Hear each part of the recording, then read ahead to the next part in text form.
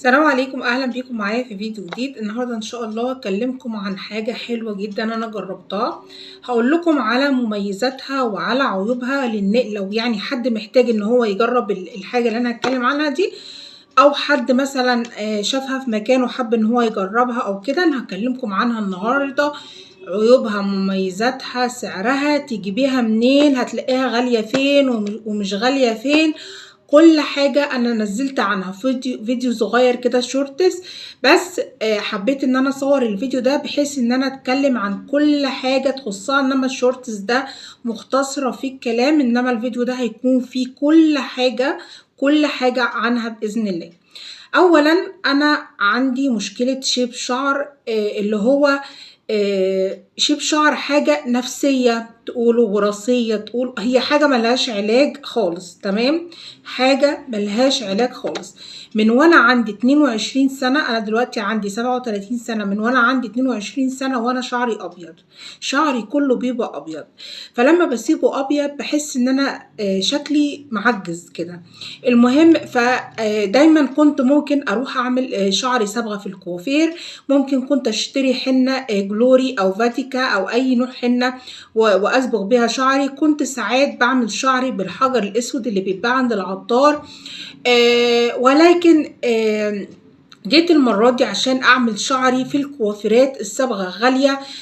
في الصيدليات لقيت كيس الحنة اللي قد كده عامل 60 و70 جنيه.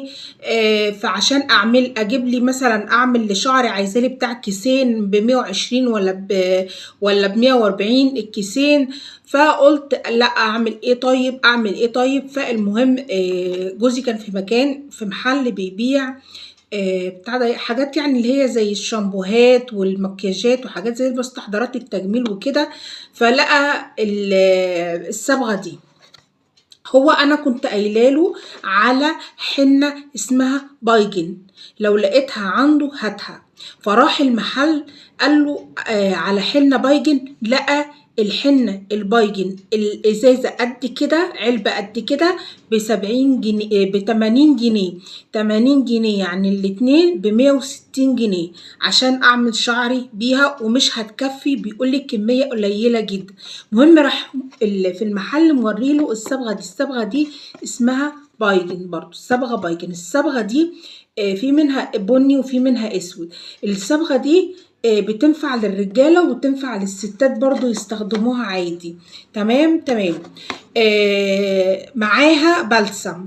هي العلبه بتيجي زي ما انتم شايفين، طبعا انا استخدمتها دي العلبه فاضيه، ما رضيتش ارميها عشان اوريكم شكلها. هو بيكون ده شكلها، ومكتوب عليها بتصبغ الشعر الابيض في خلال 5 دقايق. الطريقه مكتوبه عليها، بس انا اقول لك عليها برضو دلوقتي. الطريقه مكتوبه عليها وقد ايه تسيبيها على شعرك وكل حاجه. بص حبايب قلبي، هي بيبقى فيها انبوبتين عاملين زي المرهم كده، زي انبوبه المرهم كده.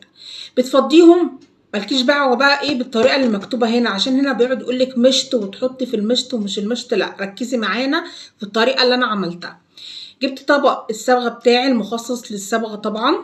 الطبق، خلي عندك طبق للحنه وللصبغه وللحاجات دي. ما ينفعش طبق تكونوا هتاكلوا فيه وتعملي فيه صبغه لشعرك، غلط طبعا.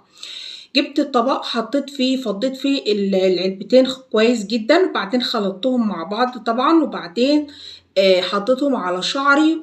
يعني سيبوهم على الشعر بتاع مثلا 10 دقايق ولا 5 دقايق، بتلاقي شعرك كله بقى اسود. بتقومي تغسليه بقى ايه، ركزي معايا كده، تغسليه بميه الاول، ميه دافيه الاول، وبعد كده بلسم، تغسليه ببلسم. ليه بقى نغسله ببلسم مش بشامبو ولا بصابون؟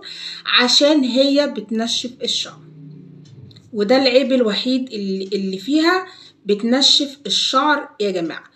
بعد ما تغسلي شعرك بميه، اغسليه ببلسم، وبعدين ادهني بقى ايه زي ما بتحبي تدهني، عشان هي بتنشف، بتخلي الشعر ناشف شويه.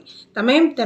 ولما تيجي تحطيها على شعرك، لو هتستخدمي ايدك، البسي جوينتي، عشان جلافز، عشان انا لقعت على ضوافري وعلى ايدي وبهدلتني اسمر، واللون ما بيطلعش بسهوله. تمام. تمام. ما تحطهاش على حواجبك، ممنوع، ولا على الضوافر، هي معمولة للشعر بس، تحطيها على شعرك بس. تمام.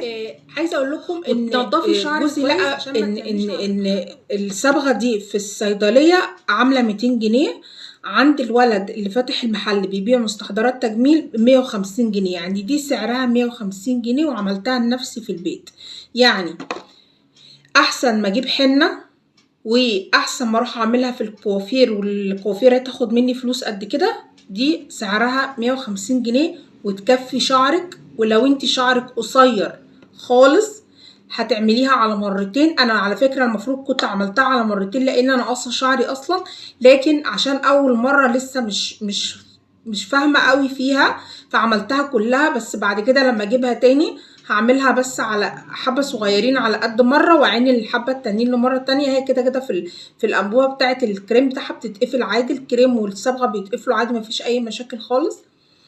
زي ما قلت لكم هي حلوة جدا، بتدي لون حلو جدا للشعر، بس العيب الوحيد اللي فيها ان هي بتنشف الشعر. فبقول لك بعد ما تشطفي شعرك اشطفي شعرك ببلسم مش بشامبو، عشان اوريدي الشامبو اصلا بينشف شعرنا، فهي لو عملتي بعدها تنشف الشعر. ودي الغلطة اللي انا غلطتها برضو، ان انا شطفت شعري غسلت شعري بشامبو، شطفته بمية دافية وغسلته بشامبو. لو انتي لقيتي قدامك حد عايز يستخدم بايجن او انت عايزه تستخدميها، او حد اتكلم عليها قدام، قولوا له ان هي جميله جميله جدا. في الصيدليات غاليه ب200، في محلات مستحضرات التجميل ب150، فانت اشتريها من المحلات بتاعت مستحضرات التجميل احسن.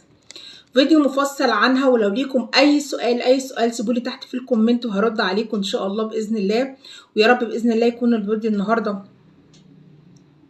عجبكم، واشوفكم في فيديو جديد ان شاء الله. سلام عليكم.